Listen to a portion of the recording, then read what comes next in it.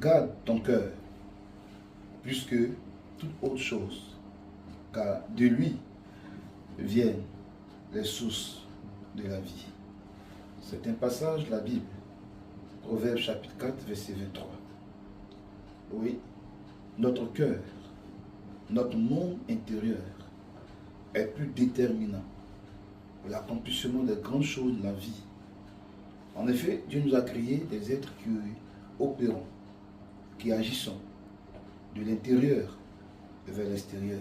En d'autres termes, si ton monde intérieur est confronté à un chaos psychologique, émotionnel, financier, rassure-toi, tu auras les mêmes effets dans ta vie extérieure. Même si aujourd'hui tu as des millions et des milliards, tu es en bonne santé et que tu ne veilles pas sur ton cœur, et que ton cœur est pollué par l'amertume, la rancune, le manque de pardon, donc la colère et bien ces choses, il va polluer ton monde intérieur qui va influencer ton monde extérieur. Du coup, tu verras que ce qui est à l'intérieur de toi va rejaillir vers l'extérieur. Il faut veiller donc sur ton cœur. Ton cœur est plus précieux même que ton compte bancaire. Ton cœur est plus précieux même que tes cantines de paille ou des trésors. Parce que ce que tu as à l'extérieur dépend du monde que tu as développé à l'intérieur de toi. Donc, veille donc sur ton cœur. Voyez-vous? La nature nous enseigne des choses extraordinaires. Le lion, il n'est pas le plus grand des animaux ou le plus impressionnant des animaux.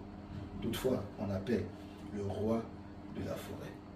Frères et sœurs, lorsque le lion rugit, quand il libère sa puissance intérieure par son rugissement, tous les animaux de la forêt savent que le roi vient de rugir.